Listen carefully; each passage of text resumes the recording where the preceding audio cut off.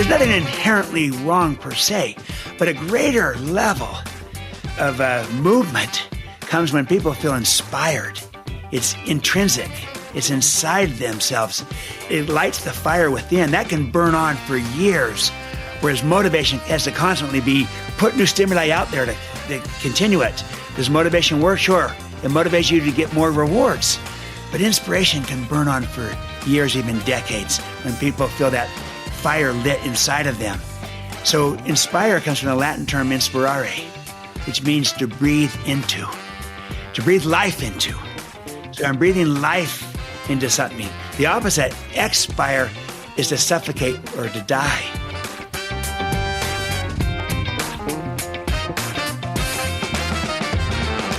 Hi, friends. Welcome to the Sales Enablement Podcast. I'm your host, Andy Paul. That was Stephen M.R. Covey. Stephen's the New York Times and #1 Wall Street Journal best-selling author of The Speed of Trust, which is a particular favorite of mine, and his most recent book, which we're going to talk about today, Trust and Inspire: How Truly Great Leaders Unleash Greatness in Others. In our conversation today, we talk about the changes that have taken place and that are currently taking place that require us to rethink the very nature of leadership and how it is exercised today. We dive into the 5 emerging forces that Stephen has identified that are pushing this change forward. Included among those are how the nature of the world has changed, how the nature of work, the workforce, and the workplace have changed, and the nature of how choice has changed, because workers have more freedom and choice, and leaders have to be careful to create the type of culture that attracts and retains the best. We explore the 2 most common management paradigms that exist today: the familiar command and control paradigm, which is favored by many sales leaders, and the trust and inspire paradigm. We dig into the contrast between these 2 leadership modes and talk about why the limitations of the command and control style of leadership are making it increasingly outmoded and obsolete for today's world, and while the trust and inspire paradigm is much more effective. We get into all of this and much, much more, but before we get to Stephen, I want to remind you to subscribe to this podcast, wherever you listen to it, and if you subscribe, we'd certainly appreciate it if you could leave us a review, give us your feedback about how we're doing. So thank you. All right, let's jump into it. Stephen, welcome to the show, or I should say welcome back to the show. Hey, thanks so much, Andy. Thrilled to be with you again. Yeah. So you were originally episode 587. I'll take it. You'll take it. I had fun. See, this time you'll be, guys, almost halfway. You'll be 1,046. So every 500 episodes, we need to have you on. Okay, I'll be ready at 1,500, somewhere in there. I'll see whether I'm still doing it at that point. So, last time we talked about your book, Speed of Trust, which is one of my all-time favorite business books. Again, because I was just so aligned with the philosophy behind it. And you've done it again. You've got another book that I said, consuming, love it, aligned again, very, very much with what I believe, called Trust and Inspire: How Truly Great Leaders Unleash Greatness in Others. Why now with this book? Because our world has changed all around us, right in front of our eyes, as we're coming out of this pandemic. This great resignation, great reshuffling, all these things, and the nature of the workplace is changing. The workforce is more diverse than ever before. Technology, all these things. And a new world of work requires a new way to lead. And so while the world has changed, our style of leadership hasn't really kept pace with this changing world. We're still kind of trapped in the old model, what I call command and control. Right. It's just become better at it, a little bit more sophisticated, more enlightened in our command and control. But that mindset, that paradigm for leading people is not relevant in a new world of work today. So we need a new way to lead in a new world. And that's the idea of trust and inspire as opposed to command and control. Right. So question for you about that is because you make reference to this in the book, is that, command and control has never been optimal, right? As a leadership style, let's say. I mean, is it, yeah, it's hard to change these things. Right? I mean, I write about this in my book too, is, these set of stereotypically bad sales behaviors that buyers really hate. Yeah. It's like, we just can't seem to get rid of them, even though people know that it really has no value for them. I mean, it's similar with command and control. It's like, because I mean, you make the point, it's even the military has somewhat migrated away from command and control. Why are people hanging on to it? Why are they so reluctant to change? I think we're so immersed in it, we're not even aware of it. It's the proverb, the French proverb, fish discover water last. They're so immersed in the water, they're not even aware they're in water. People, similarly, we're so immersed in a command and control world that we're not even that aware of it sometimes. And so becoming aware and saying, you know what, gosh, we can choose differently. It's embedded in our language, in our systems, in our structures, in our paradigms, our mindsets. And it just seems like part of our business world today. So we've got to become aware of it. Another key reason is this, Andy, that we know there's probably a better way to lead, but to know and not to do is not to know. So we're still that knowledge gap, the no-do gap is very real here. And that's where we're trapped. Well, I was going to say that quote over again, because you have that in the book. I said it's Goethe, I think, right? I think it's Goethe. To know, so and not to know and not to do is not to know. Yeah. And so we might all know that we shouldn't do command and control, that we should do a different type of leadership. I'm calling it trust and inspire. But if you look at the data, 90% of people in organizations are still into command and control. So we're not doing it. So we know it, but we're not doing it. So we don't really know it. And, but we're so trapped in it and the like. I think one last reason why it remains prevalent is that, old paradigms can live on indefinitely, even beyond their usefulness, where we're entrenched in it. Just like you said in selling, the traditional selling paradigms and mindsets can be so entrenched, they can live on even when we know there's different and better ways to do it. And that's how, if you look at the study of the history of bloodletting, that's 3,000 years old. You have that story in the book, right? Started with the Egyptians. But you know what? Bloodletting was done all the way up until the end of the 19th century. It was still quite common, even though for a couple of 250 years, it had been proven that it doesn't work and that the disease is not in the blood. Right. But it took another 250 years for people to get away from the practices of bloodletting. And I think command and control is modern day bloodletting. It just continues on. Right. It's an old paradigm that still is in our consciousness, and we gotta become aware of it. Yeah. So, but two things come to mind when you're talking. One is, based on a story, a great story telling early in the book about, your grass cutting efforts with your father. Yeah, green and clean. Yeah, green and clean, which I love. But the point is that it seems like a lot of people get command and control from how they were raised. That as they become socialized as adults and into the workplace, I would think the influence of this is fairly pervasive. That oftentimes the family structure is a command and control based one. Yep. I agree with that, Andy. It's what we've seen. It's what we've experienced. It's what we were raised with in most cases, with maybe a few exceptions.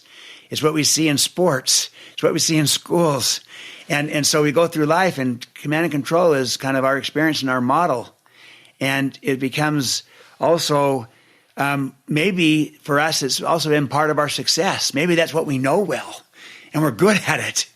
And so the idea of shifting to a new style of leadership when maybe we've done well in the past with this old style, that's a little bit daunting and frightening in some cases. Exactly. And I think to me, that was the second point I was going to make, is that I certainly see this in selling with why leaders are reluctant to,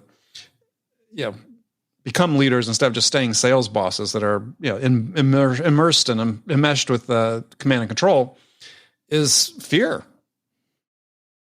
Just fear of trying something new, fear of stepping outside what they think is a proven comfort zone, even though, as you talk about in the book, the zone has shifted. Yeah. So the zone has shifted, but the fear of changing with it is still there. And it's very real. And it is pushing us outside our comfort zone. But we fear, what if we lose control? We fear, what if this doesn't work? And whereas I know my old way, I can dictate methods that I know work. And if I extend trust to people and I'm trusting, what if they try something and it doesn't work? Or what if I've been burned before? What if I did try it and it didn't work? And so I'm fearful of that, repeating that. What if I don't get the credit? That kind of insecurities, all kinds of fears that get in the way. But there's no question that it's almost easier to just say, I'll stay with the old model, even though it may not be as relevant going forward. I know it well. I'm good at it. It seems like there's less risk. But the reality is our world is changing so fast around us that if we don't change with it, we're going to become less and less relevant, just like in sales. If we're trying to sell today like we did 30, 40 years ago, or even 10 years ago, we might be becoming less and less relevant in a world that's shifting right in front of our eyes. Yeah, there's a great quote I like to use from, I think it's General Shinseki, who was a four-star general. And his quote is saying, if you hate change, you're going to hate irrelevance even more. I know it. Absolutely. That's it. It's everything's changing. And so, it's tough to deal with change and there's fear, but irrelevance is worse. All right. So let's talk about trust and inspire. So command and control, which I agree 100%. And I really deal with that issue in my book as well. Let's talk about trust and inspire. Because to me, this is a part that's certainly the world I come from is hard for many managers to let go, to trust. And actually what we're seeing sort of a trend over the last 10, 15, 20 years is sort of this greater push to conformity and compliance, as opposed to giving people autonomy and agency to be able to make choices about how they conduct their work. Yeah.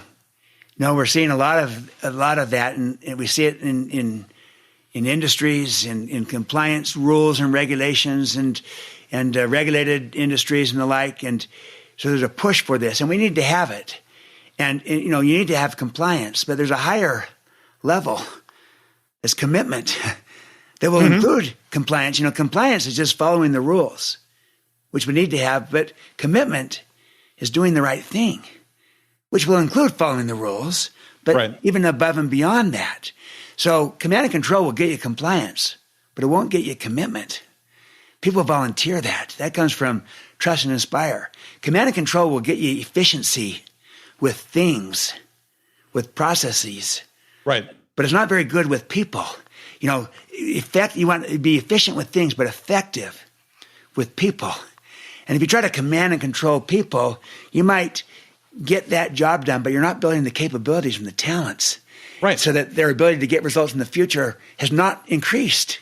You're building the dependency and the like. And so it is a shift, but it's become a shift that is so relevant for this new world of work. And so while there has been a shift towards compliance, there's also a shift towards increasingly it's a collaborative work, knowledge work. Sales increasingly are collaborative. Right. And you collaborate better through trust and inspire than you ever will through command and control. You can't command and control your way to collaboration or innovation. That's got to come through trust and inspire. Yeah, and people have written about this. Jeff Colvin and others in his book, Humans Are Underrated, and so on, is talking about the fact that those people that thrive in the workplace of the future are those people, one of my favorite phrases he uses, become more intensely human. But what he meant about that is that their ability to collaborate, because work will become more collaborative, is becoming more collaborative. This really becomes one of the primary work skills you need to have. Absolutely. And that is a trend that is happening. So even with the advent of robotics and AI and all 3D printing and all these different things, all these great technologies, we need to become increasingly human with the unique human gifts. And at the start of this is our ability to work with each other and to collaborate. Right. And to innovate through that. And again, you won't see that emerge out of a command and control model, which is a thing paradigm, versus a trust and inspire model, which is a people or human paradigm. Right. And that's why, it's interesting. Today we have all the technology tools we need to collaborate. We have the technology. The question is whether or not we have the trust needed to collaborate. Because if you think about it, in a very real sense, trust is the ultimate collaboration tool, even more than the technology. Right. Oh, I agree. Yeah, no, I agree. Well, I was going to ask a question that's a little off base, though, but I just wondering because, you've have done a lot of research, with your organization, Franklin Covey, a lot of research is being done is there any work done about how do we measure and sort of quantify perhaps, what we're missing when we don't collaborate? What we're missing when we focus on efficiency, let's say, versus effectiveness, which is a huge one I talk about all the time in selling is it's really at the end of the day, it's all about effectiveness and especially sort of compounded by what happened in the pandemic the last couple of years, is a lot of times you'll see leaders sort of wishfully thinking out loud as like, well, I think we've lost something with innovation. I think we've lost something with collaboration by not being together, but no one really knows for certain. Yeah. And I was wondering if you guys, through your research have found anything that sort of says, for leaders, because I think that begins to inform some of the style is there something that really was missing during these last 2 years? Yeah. No, I think it's the really important questions you're asking, and we're trying to learn this. And I will say this, that we've become very good at measuring the cost of maybe, let's say, for example, of trusting too much and being wrong. You might say you could be too trusting, but we're not very good at all at measuring the cost of not trusting enough. And what that does, so we're really good at minimizing the risk, but are we equally as good at maximizing the possibility and the opportunity and recognizing that? And that's where there's huge opportunity. And so be understanding that when we're not collaborating, we are leaving enormous value on the table. Our performance is nowhere near our potential. But we become better at recognizing, at measuring when it doesn't work, but not good at measuring of what we're leaving on the table, what we're giving up. And we've got to become better at that. Yeah. So that we're balancing in this and we're not just focusing on minimizing the risk. How about maximizing all of it can go right? Right. Huh. So I love that question. So, a couple of the other contrasts you draw between command and control and a trust and inspire style or meta style, as you refer to it, is and this is one, people hear about in selling all the time is, it's a manager's job to motivate sellers. But, that extrinsic motivation is really more of a command and control as opposed to inspiring people. Yeah. This is a big shift that's needed. Daniel Pink, others have written about this, but the whole world, everything is going towards inspiration as opposed to just motivation. Nothing wrong with being motivated. It's a good thing, but you tend to need to have external stimuli to do it, carrot and stick rewards. And that's heavy sales has been built around that model, carrot and stick. And there's nothing, there's nothing inherently wrong per se, but a greater level of movement comes when people feel inspired. It's intrinsic. It's inside themselves. It lights the fire within. That can burn on for years, whereas motivation has to constantly be refueled and has to be put new stimuli out there to continue it. Does motivation work? Sure. It motivates you to get more rewards. But inspiration can burn on for years, even decades, when people feel that fire lit inside of them. So inspire comes from the Latin term inspirare, which means to breathe into, to breathe life into. Mm-hmm. So I'm breathing life into something. The opposite, expire, is to suffocate or to die. Yeah. And so when, you're suffocating and dying when you're not inspiring. And people want to be inspired, not just motivated. People don't want to be managed. They want to be led, inspired. Right. And you touch on this in the book is that increasingly younger generations, much more so the case. Much more so these Gen Z, millennials, their starting point, they're looking for inspiration. They're, some have called it the purpose generation. But I find it's not just them. Every generation wants to be inspired. We're craving for it, and we're in a world that's dangerously low in inspiration. And so I'm trying to separate motivation and inspiration, mm-hmm. and saying, yeah, you can motivate through command and control, carrot and stick, but what really will inspire people is you see them as whole people. Body, heart, mind, spirit, not just as economic beings. So yes, they want to be paid, but they also want to connect with their heart, and they want to contribute with their mind, and they want to make a difference, mm-hmm. and matter. What matters to people is mattering. And the more you can tap into that and tap into inspiration, that's where, to use the Wayne Gretzky metaphor, where he was asked, what makes you so great at hockey? He says, I skate where the puck is going to be, not to where it's been. Right. The puck is going towards inspiration. I think it's even the new frontier of engagement. The next level of engagement is inspiration. And so if we can, as sales leaders, inspire our people, not just motivate them, that will move us to a new frontier of both well-being for our people, but also greater productivity, greater sales, because they'll perform better when they're inspired. Well, I also see a level of sort of even peer-to-peer collaboration, right? Yeah. Is Ann Latham in her book about the power of clarity last year is talking about, we're no longer knowledge workers, we're interaction workers. And, per what Dan Pink talked about in To Sell is Human is most of us who are interaction workers, we achieve our goals by working with and through other people. And so we need to be able to inspire our peers and the people we work with as well. Absolutely. It doesn't recognize a hierarchy or positioning. Work gets done with and through other people. And it's in this interaction, in this collaboration. And again, that's where command and control really breaks down in terms of its effectiveness, and also in terms of what it does to people and how they feel by it. It feels transactional. Right. And they'll give the minimum they need to give, but you won't tap into their creativity and their ingenuity and their into innovation near as much as when people choose it and they volunteer it and they feel inspired to give it.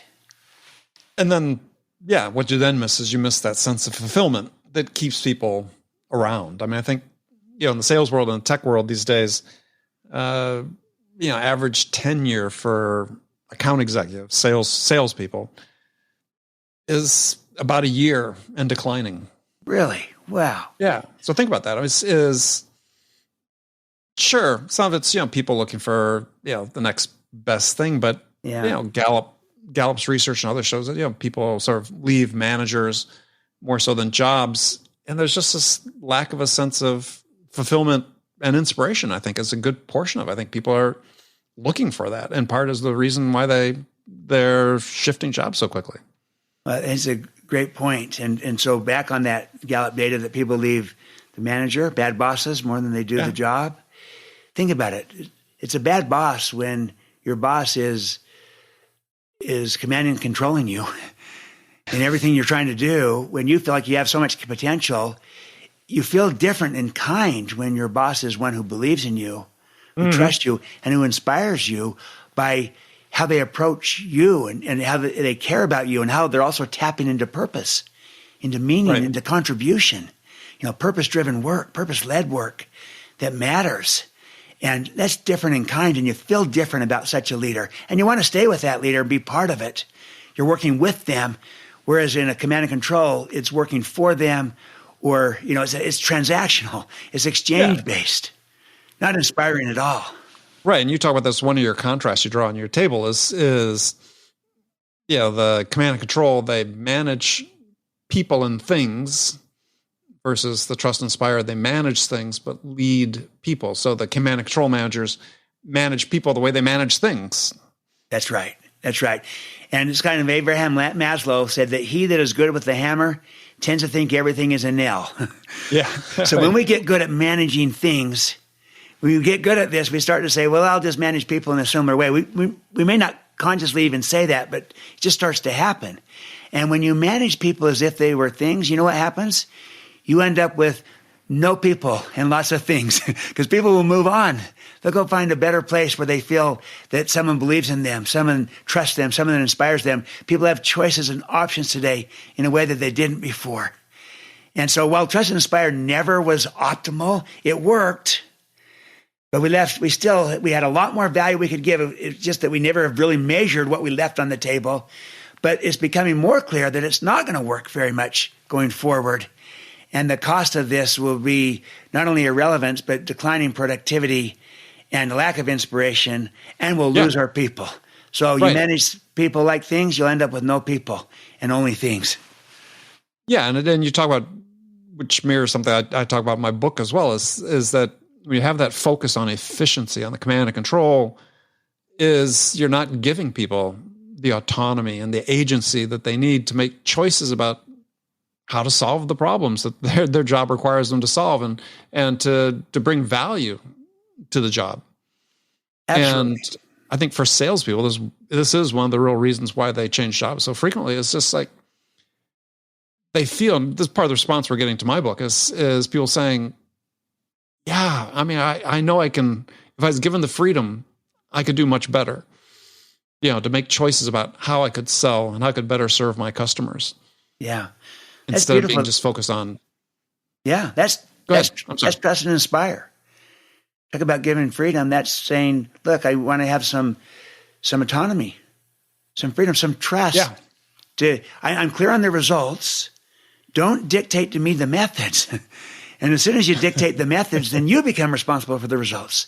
You can't hold people accountable for results if you dictate their methods. So give them the freedom, the opportunity. At Netflix, they call this freedom and responsibility. And in the process, they eliminate all kinds of controls. They don't have vacation policies, sick policies, dress policies. It's freedom and responsibility. And so inherent in the freedom that's being given, the trust that's being given, are responsibilities that come with it. Yeah. And you build that kind of culture, but people respond to that. And they perform better. It brings out the best in them. They rise to the occasion, and it builds the well-being and the energy and the joy. It's a better culture. You're drawn to be part of that kind of culture, and you want to stay.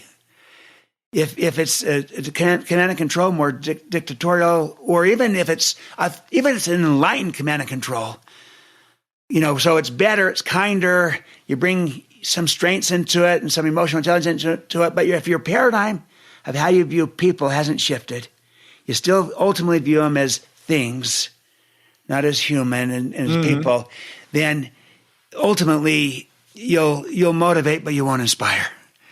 And you won't bring out the best in them. And they'll, at some point, especially in our new world, probably go elsewhere. Yeah. Too many choices. Too many options. Yeah.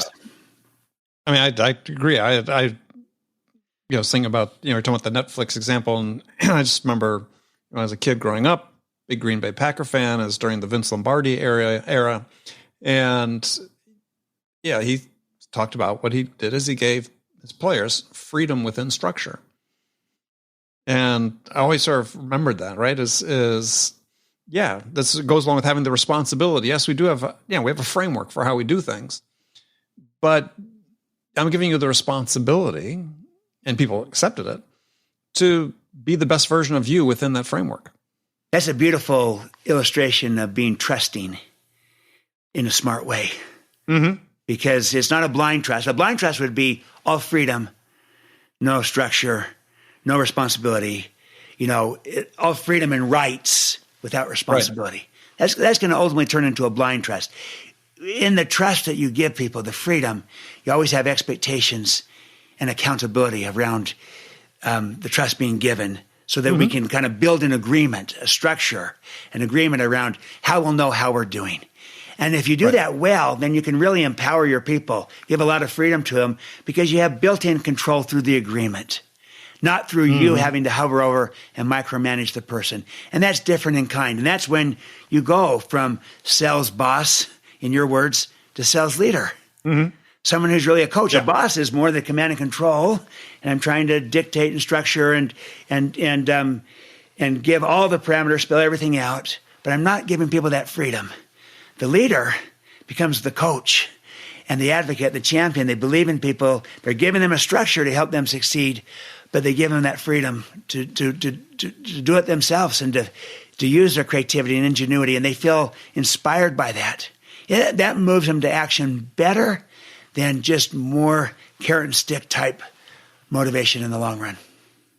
And as you point out in the book, is that exemplifies the growth mindset that leaders need to have, right? This belief that people can improve with the application of hard work. But you want to inspire them to be able to make that effort.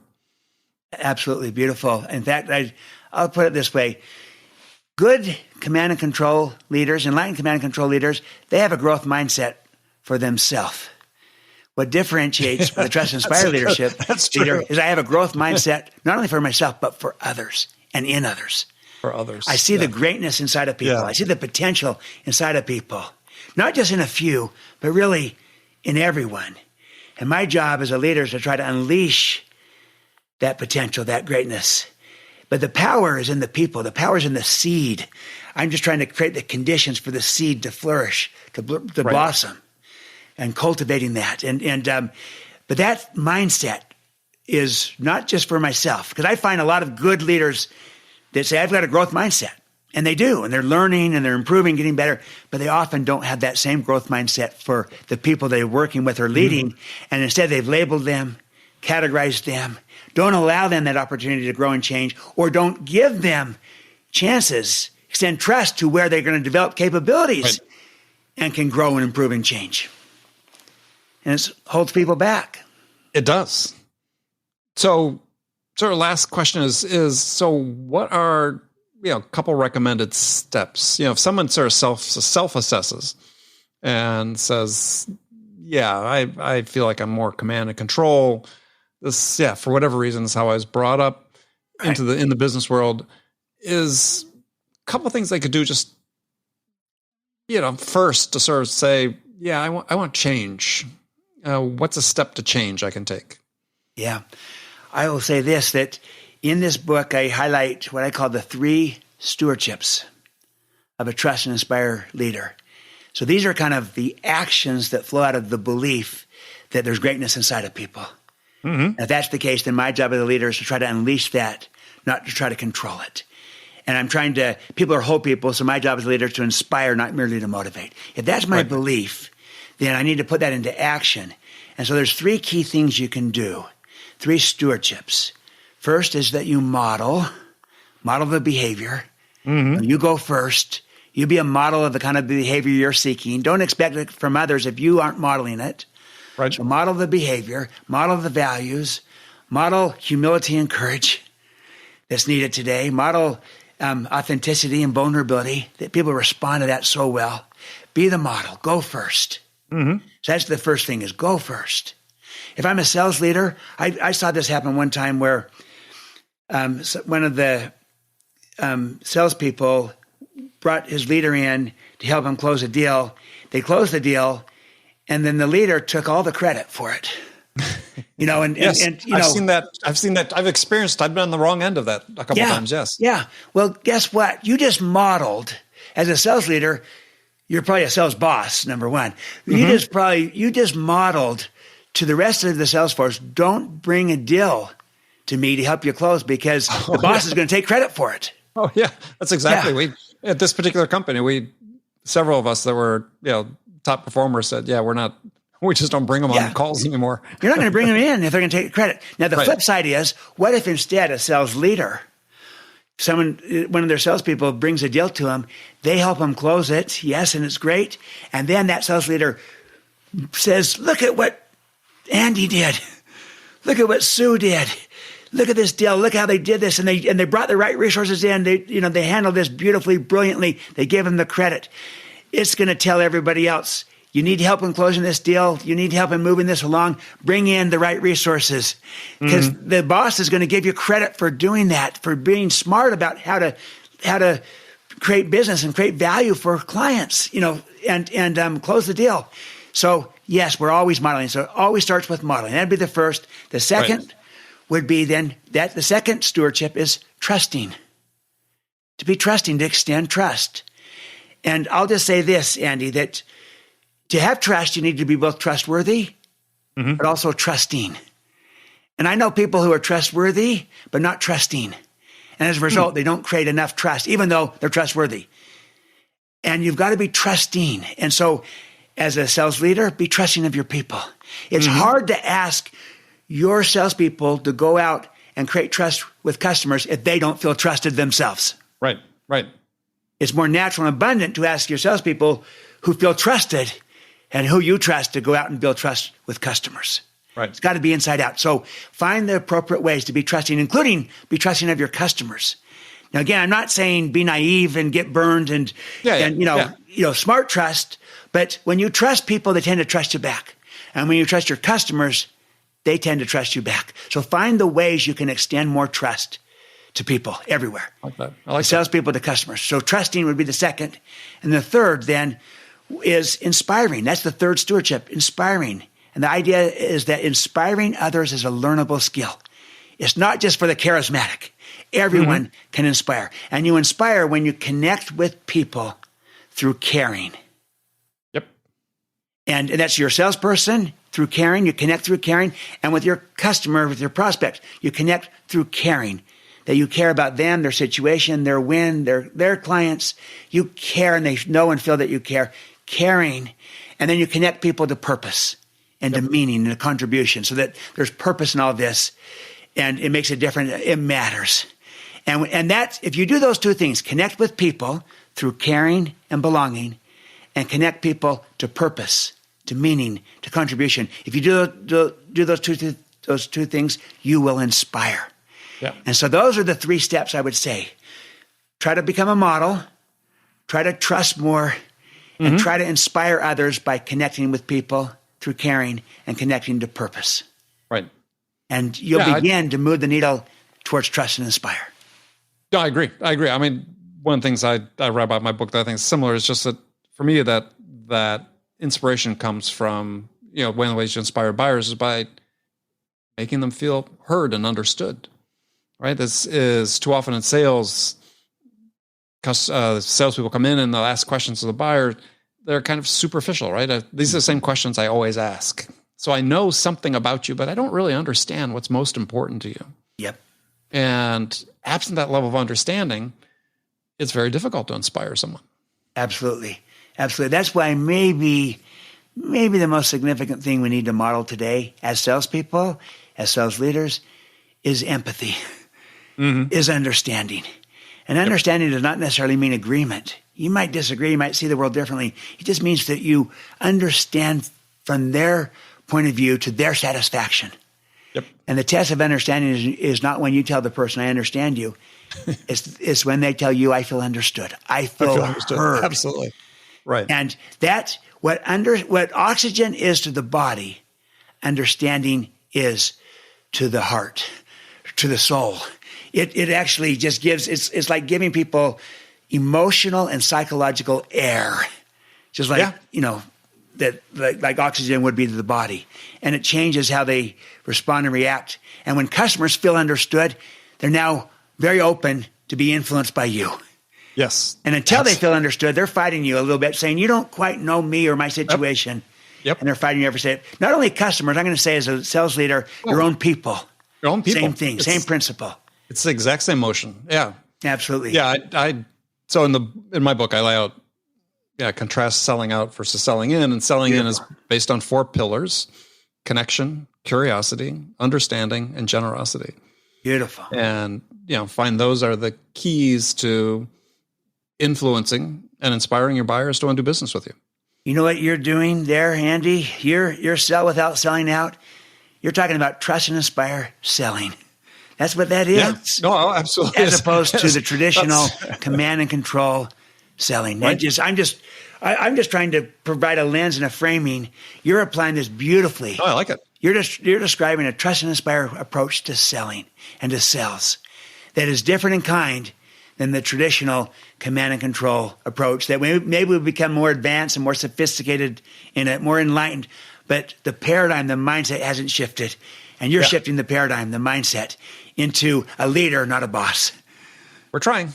That's beautiful. Well, and your book will help with that as well. So I certainly hope so. And I appreciate this chance to share about Trust and Inspire with you and with your listeners. And you've got a fabulous podcast here, Sales Enablement, and you're making a big difference in our world and elevating ultimately people and organizations and society. So thank you, Andy. Well, thank you. And for people, again, we're talking about Stephen's book, Trust and Inspire, how truly great leaders unleash greatness in others. And thank you for coming on. It's been fantastic. Thanks, Andy. Great to see you again. Great to see you again. Okay. Take care, my friend. Okay, friends, that's it for this episode. First of all, I want to thank you for taking the time to listen. I am so grateful for your support of this show. And I want to thank my special guest, Stephen M.R. Covey, for sharing his insights with us today. If you enjoyed this episode, please subscribe to this podcast, Sales Enablement with Andy Paul, on iTunes, Spotify, or wherever you listen to podcasts. So thank you for your help with that. And as always, thank you so much for investing your time with me today. Until next time, I'm your host, Andy Paul. Good selling, everyone.